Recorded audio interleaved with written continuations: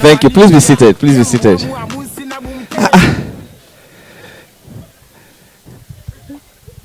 So, after practicing running on the field, the man ran to America. That's good. It's an honor, a great honor to be here. And wait for this smoke to clear. Because there's no smoke without fire.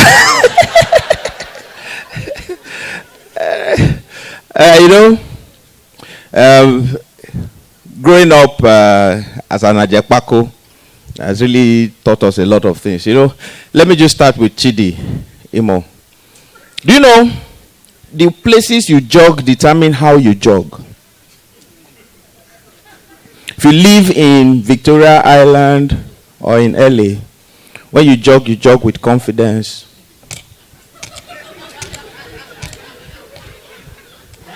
If you live in Mushi, you jog with caution.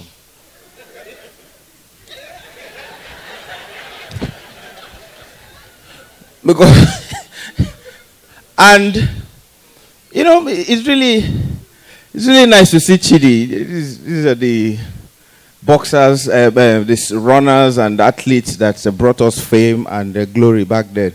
Please give him a round of applause. Samuel Peters, Samuel Peters brought us. We had the world heavyweight title for about 3-4 years with Samuel Peters until he met that Russian and Ukrainian guy. After the fight, Samuel Peters thought, okay, after the fight, let him go home and rest. So he got to the airport, dropped his passport. They looked at the passport. But this is not you. He said, it's me. They looked at his face and looked at. He said, oh, that's me before the fight. Before the fight, yeah. As Samuel Peter guy, he really took some beating. And do you know that the Nigerian coaches that encourage the person to be beaten? Seriously.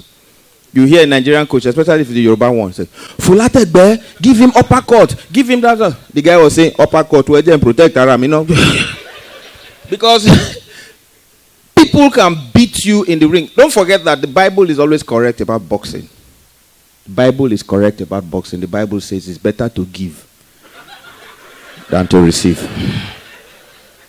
So if you rather receive than give in the boxing ring, then you are done for. And talking about Chidi, he's really one of the fastest guys then, and remained the fastest guy. And in his case, I'll close with him, because for him to be that fast, he can slap you and run away. And you won't retaliate, because first of all, as a comedian, everybody expects that anytime they see you, you must crack jokes. Anytime they see you, you must crack jokes. Meanwhile, it is not every time you see somebody that you must crack jokes. For instance, if I were a boxer, when you see me, will you say, so you're a boxer? You will die. You will die. And for me, really, coming to America was like, these boys are already doing a great job, and I want to use the opportunity to say, please give a round of applause to MCPC. Please give a round of applause to MCPC. Stand up, take a bow. And where's Sheyi? Sheyi, please come. The three of them, I'd like the three of them to come here. Please give them a round of applause. You stand in their middle so that it will balance off with the white and white. These are my guys in whom I'm well pleased. Please give them another round of applause, please.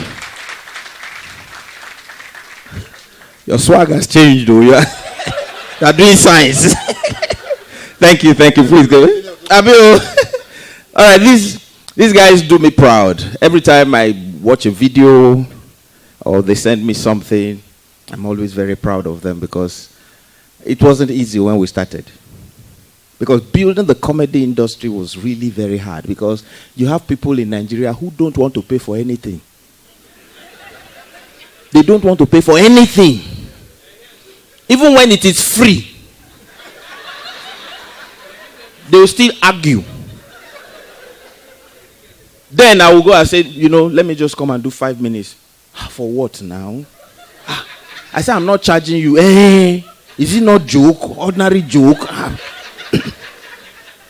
Which was why Obasanjo used to find it very funny that I was getting paid. Obasanjo checked one time and heard how much I was paid. Ali, 1 million. Abuleni. So it was an event, and so Adu Ogbe and Neni and all of them were having the meeting when he stumbled on them. So when the event came, Baba walks differently. Baba doesn't walk like all other presidents. All your presidents, Obama, Clinton, walk with that kind of swag and gait, Baba doesn't walk like that. Baba walks like this.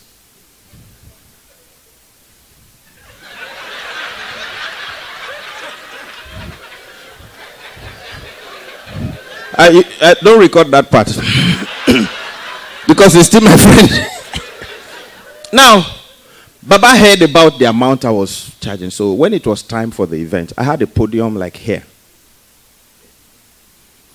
And Baba was coming in with the president of Mozambique, the Mozambican head of state, and other African heads of state.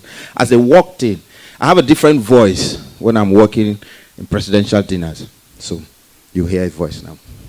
Ladies and gentlemen, please welcome His Excellency, the President of the Federal Republic of Nigeria, Chief Olusegun Obasanjo, GCFR, and other visiting heads of state. Please welcome them as they come into the gathering.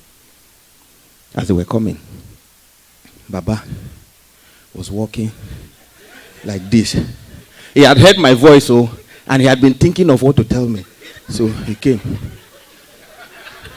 Baba got to where I was and said, Olu, Olu.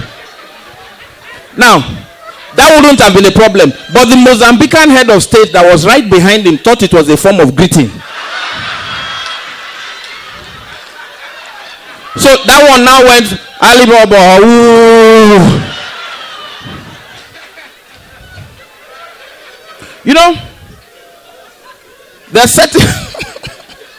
There are certain things about Obasanjo that I like. And one of them is the fact that he's very stingy. Baba is stingy. Baba, there was a guy who was working in the State House. When he had his first child, Baba gave him 200,000. When he had the second child, Baba gave him 50,000. When he had the third one, and they informed Stella told Baba, Shegunti Bimo. Baba said, and gave him 5,000. So Baba was going to church on Sunday, and he's one of all those security details. So Baba noticed that he was standing with his wife. Baba said, What? So the reduction in money has not discouraged you. You are still having children, Abi? Now, let me tell you another thing about having children. And then I'll tell you why I was named Hallelujah. My dad had 6 girls first, before he now had me as a son. There's a male syndrome thing about men in the South. You want to have a son so that you can have a hold in that family. That kind of thing. Yeah, Abi? And the son must be a lawyer. So, by the way, all my sisters are girls. So when... but...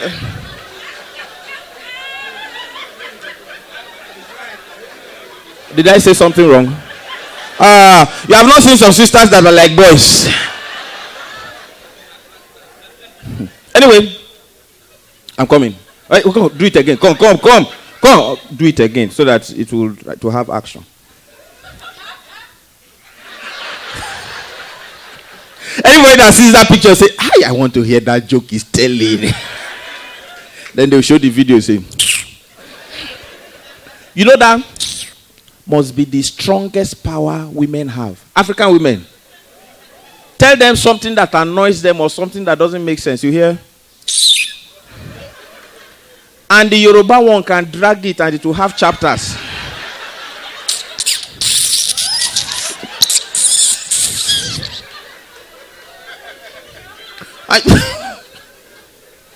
Then some of them will now end it with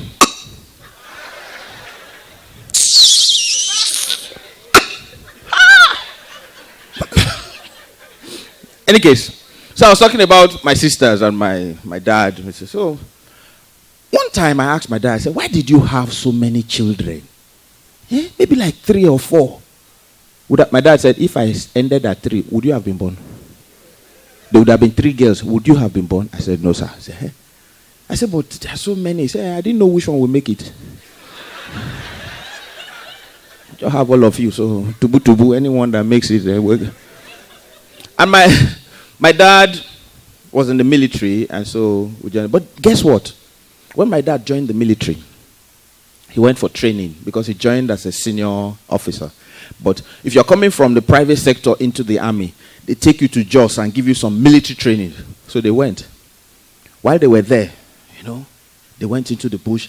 And when they give you commands in the army, the commands you get may sound like Hausa plus English mixed together. So you hear something like, by the word of command, everybody double up into the bush. Everybody double up, run into the bush. Move. And now, take position, lie down and shoot at random. My dad heard shoot at random. Educated man that was headmaster before. Joined army to work in the Nigerian Army Education Corps. You say shoot at random. So my dad laid down and told the other man, lie down. The other one said, okay, go back. He said shoot at random. Who is random?